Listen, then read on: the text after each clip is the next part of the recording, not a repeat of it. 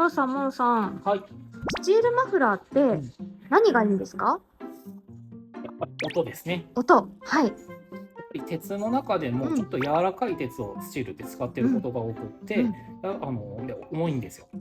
重いのデメリットなんだけども、やっぱりその重さによって低音がちょっと強調されるのと、ステンレスとかと比べると柔らかいので少しまろやかな気持ちいい音が出ます。はい、ありがとうございます。バイク用品はナップス。